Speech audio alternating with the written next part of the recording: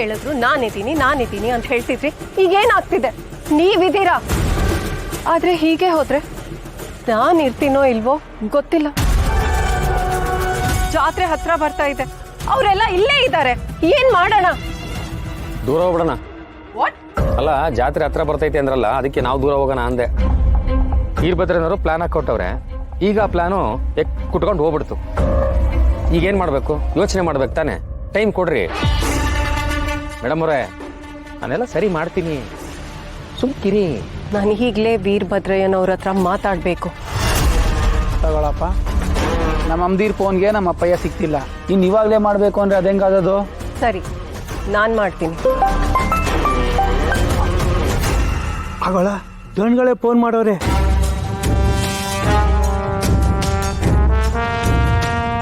ವೀರಭದ್ರಯ್ಯನವರೇ ನಮಸ್ಕಾರ.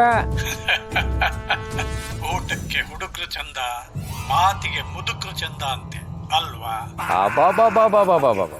ಗಾದೆ ಕೇಳಿ ಗದೆ ತಗೊಂಡು ಹೊಡೆದಂಗಾಯ್ತು. ನಿಮ್ಮನ್ನ ನಾನು ನಂಬ್ತೀನಿ. ಜೊತೆಗೆ ದೇವಿ ಬಂದು ನಿಜ ಹೇಳ್ತಾಳೆ ಅಂದ್ರೆ ಅದು ಅವರಿಗೆ ಮಾತ್ರ ಅಲ್ಲ, ನನಗೂ ಮುಳ್ಳಾಗುತ್ತೆ. ಎಚ್ಚರವಾಗಿರಿ. ಸರಿ, ಇವಾಗ ಏನು ಮಾಡೋಣ ಅಂತ ಹೇಳಪ್ಪಯ್ಯ. ಈ ಸಾರ್ತಿ ದೂರ ದೇಶದಿಂದ ನೇಪಾಳದವ್ರನ್ನ ಕಳಿಸ್ತೀನಿ. ನಮ್ಮ ಕೆಲಸನ ಅವರೇ ಮಾಡ್ತಾರೆ. ಅನ್ಕೊಂಡಿದ್ದು ಹಾಗೆ ಆಗುತ್ತೆ. Are you sure? ಅವರಿಂದ ಈ ಕೆಲಸ ಆಗತ್ತಾ? ನಯನ ನಯನ, ನೀನು ಸುಮ್ಮನೆ ನೋಡ್ತಾ ಹೋಗಮ್ಮ.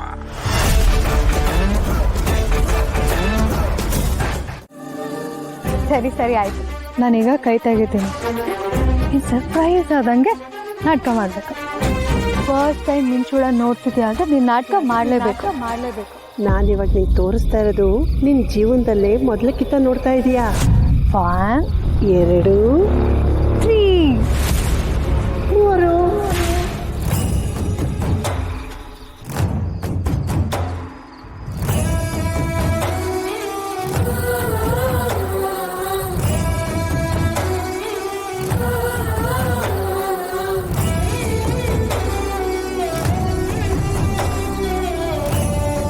ಏನವ ಇದು? ಕಂದ, ನಮ್ಮ ಮನಸ್ಸು ಒಳ್ಳೇದಿದ್ರೆ ಕಣ್ಣಾಗೆ ಬೆಳಕು ಮೂಡ್ತದೆ. ಹಂಗೆ ಈ ಉಳಿದ ಮೈಯಾಗೆಲ್ಲ ಬೆಳಕೆ ತುಂಬೈತೆ. ಇದಕ್ಕೆ ಮಿಂಚುಳು ಅಂತಾರೆ. ಮಿಂಚುಳು? ಅವ್ವ, ನಾ ಈ ಹುಳನ ಇವತ್ತೇ ಮೊದ್ಲಕ್ಕಿಂತ ನೋಡ್ತಿರೋದು.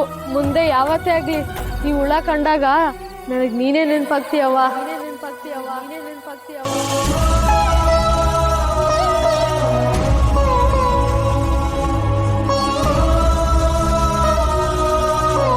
ಮಾವ ಮಾವ, ಯಾಕೆ ಮಾವ ಸುಮ್ಮನೆ ನಿಂತ್ಬಿಟ್ಟೆ? ಅಯ್ಯಯ್ಯೋ, ಯಾಕೆ ಮಾವ ಡಲ್ ಆಗಿದ್ಯಾ? ಏನಾಯ್ತು?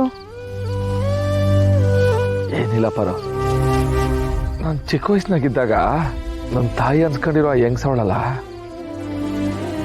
ಅವಳು ನನ್ನ ಹಿಂಗೆ ಕರ್ಕ ಬಂದಿದ್ಲು. ಕಣ್ಣು ಮುಚ್ಚಿಬಿಟ್ಟು ಮೊದಲನೇ ಕಿತ್ತ ಈ ಮಿಂಚುಳ ತೋರಿಸಿದ್ಲು. ಆ ಕೆಟ್ಟ ನೆನಪು ಮತ್ತೆ ಬಂದ್ಬಿಡ್ತು. ಹೋಗ್ಲಿ ಬಿಡು. ಪ್ಲೀಸ್, ಈಗ ತುಂಬ ಖುಷಿಯಾಗಿದ್ದೀವಿ. ಮತ್ತೆ ನಿನ್ನ ತಾಯಿ ಬಗ್ಗೆ ಕೋಪ ಮಾಡಿಕೊಂಡು ಮೂಡ್ ಹಾಳು ಮಾಡ್ಕೋಬೇಡ. ತಾಯಿನ ತಾಯಿ ಅನ್ನೋ ಪದದ ಅರ್ಥನೇ ಗೊತ್ತಿಲ್ಲ ಅವಳಿಗೆ. ತಾಯಿ ಅನ್ನೋ ಸ್ಥಾನಕ್ಕೆ ಏಟೊಂದು ತೂಕ ಐತೆ ಅನ್ನೋದು, ಏಟೊಂದು ಗೌರವ ಐತೆ.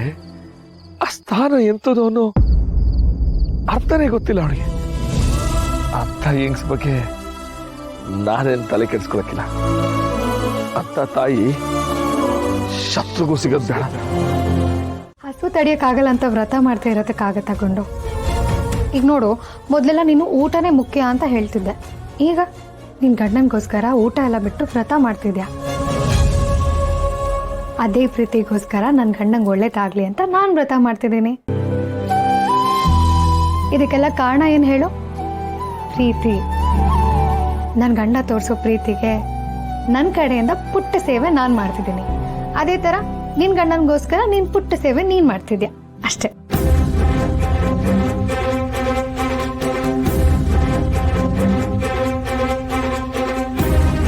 ನಮ್ಮ ನಿಧಿ ಕೂಡ ಮಾಡ್ಬೋದಿತ್ತು, ಆದರೆ ಅವಳಿಗಿನ್ನೂ ಮದುವೆನೇ ಆಗಿಲ್ವಲ್ಲ.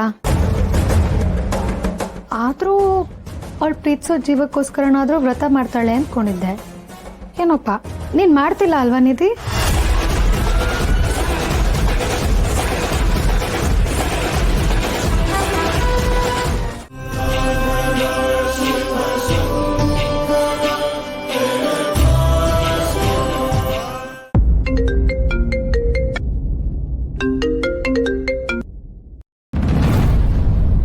ನಿತ್ಯ ಫೋನ್ ಯಾಕೆ ರಿಸೀವ್ ಮಾಡ್ತಿಲ್ಲ?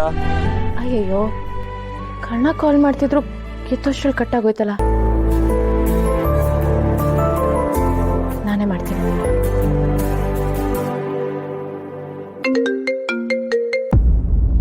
ಹಲೋ ಹಲೋ ಕರ್ಣ, ಸಾರಿ ಅಲ್ಲಿ ಎಲ್ಲ ಇದ್ರು, ಅದಕ್ಕೆ ರಿಸೀವ್ ಮಾಡಕ್ ತಡ ಆಯ್ತು. ಹೇಳಿ. ಅಯ್ಯೋ ಪರವಾಗಿಲ್ಲ. ನಾನು ಯಾಕೆ ಫೋನ್ ಮಾಡಿದೆ ಅಂದರೆ, ನಾನು ನಿಮಗೆ ವ್ರತ ಮಾಡಬೇಡಿ ಅಂತ ಹೇಳಿದ್ರು ಕೂಡ ಎಲ್ರಿಗೂ ಒಳ್ಳೇದಾಗಲಿ ಅನ್ನೋ ದೃಷ್ಟಿಲಿ ನೀವು ವ್ರತ ಮಾಡೇ ಮಾಡ್ತೀರಾ ಅಂತ ನಂಗೆ ಚೆನ್ನಾಗಿ ಗೊತ್ತು. ವಿತ್ ಆಲ್ ಡ್ಯೂ ರೆಸ್ಪೆಕ್ಟ್, ನೀವೀಗ ವ್ರತ ಮಾಡೋದ್ರಿಂದ ಒಳಗಡೆ ಇರೋ ಮಗುಗೆ ತೊಂದರೆ ಆಗುತ್ತೆ. ಯಾವುದರಿಂದ ಮಗುಗೆ ತೊಂದರೆ ಆಗಲು ಅಂಥದ್ದು ಮಾಡಿ. ಆ್ಯಂಡ್ ನೀವು ಊಟ ಕೂಡ ಮಾಡಬೇಕು. ಬಟ್ ನೀವು ಏನು ಹೇಳಿದ್ರು ನಾನು ಕೇಳಲ್ಲ. ನಿಮಗೋಸ್ಕರ ಅಲ್ಲದೆ ಹೋದ್ರು ಅಟ್ಲೀಸ್ಟ್ ಮಗುಗೋಸ್ಕರ ಆದರೂ ಮಾಡಲೇಬೇಕು ನೀವು. ನನ್ನ ಮಾತು ಕೇಳಿ. ಆದರೆ ಎಲ್ರಿಗೂ ಅನುಮಾನ ಬರುತ್ತೆ ಕರ್ಣ, ಅರ್ಥ ಮಾಡ್ಕೊಳ್ಳಿ. ಹಾಗಾಗದಿರೋ ಥರ ನೋಡ್ಕೊಳ್ಳೋ ಜವಾಬ್ದಾರಿ ನಂದು. ಡೋಂಟ್ ವರಿ, ನಾನಿದ್ದೀನಿ. ನೀವು ಹೆಣ್ಮಕ್ಳ ಜೊತೆ ದೇವಸ್ಥಾನಕ್ಕೆ ಬರ್ತೀರಲ್ವಾ, ನಾನು ಅಲ್ಲೇ ಸಿಗ್ತೀನಿ. ಸರಿ ಕರ್ಣ. ನನ್ನ ಮಾತಿಗೆ ತುಂಬ ವಾದ ಮಾಡದೆ ಓಕೆ ಅಂದಿದ್ದಕ್ಕೆ ನಿತ್ಯ ಅವ್ರಿಗೆ ತುಂಬ ಥ್ಯಾಂಕ್ ಯು.